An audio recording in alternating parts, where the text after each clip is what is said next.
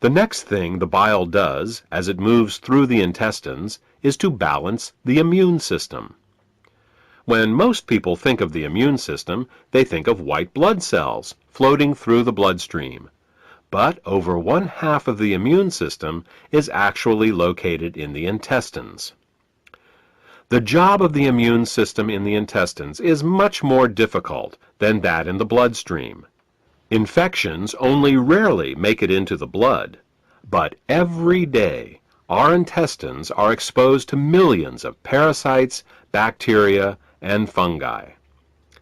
Because the intestinal immune system is continually at war with these microbes, it is much easier for it to become overly aggressive and start to attack our own tissue.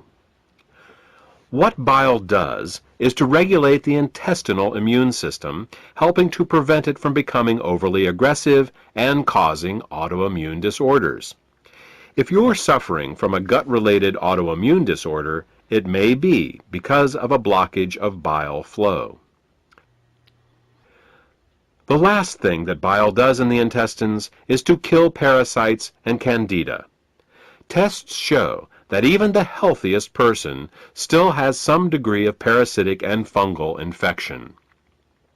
While there are many antiparasitic and antifungal remedies available in the marketplace, most of them are mildly toxic and therefore unsuitable for daily use.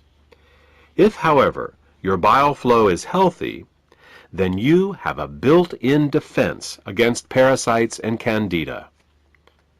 Well, that about covers what bile does to maintain the health of the intestines, and what happens when bile can't get into the intestines in proper amounts due to the presence of biliary sludge and gallstones. Now, let's turn our attention to what happens when biliary sludge and gallstones cause toxins to back up into the bloodstream. Just as the kidneys remove water-soluble toxins from our bodies, the liver removes fat-soluble toxins from our bodies by putting them into the bile. If the bile gets clogged up due to biliary sludge and/or gallstones, then the fat-soluble toxins can't get out, and they start to build up in the body. One of the first signs that bile is backing up is an increase in cholesterol. This happens because the only way cholesterol can leave the body is through the bile. Impaired bile excretion causes cholesterol levels to rise. It's that simple. In addition to the levels of cholesterol rising, bilirubin levels can also begin to rise. If they get to be bad enough, you can see the whites of a person's eyes, and sometimes their skin, take on a yellow tint. The technical term for this is jaundice. While an increase in cholesterol and bilirubin levels in the body is easy to recognize, the accumulation of other toxins is not. Literally thousands of toxins and chemicals are processed by the liver for removal through the bile each day.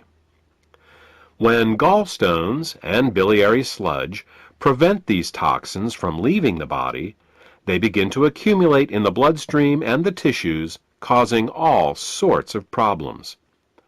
Dissolving gallstones and biliary sludge is an often overlooked but vitally important part of any detoxification program. The last problem we will discuss, that is caused by bile backing up into the bloodstream, has to do with immune function. As we said earlier, bile plays an important role in the immune system of the intestines by keeping it from becoming overly aggressive. Unfortunately, what's good for the immune system of the intestines is terrible for the rest of the body. Studies have shown that when bile acids are present in the bloodstream, they inhibit chemotaxis and phagocytosis. These are fancy words for how well white blood cells can locate, move towards, and swallow infectious microbes.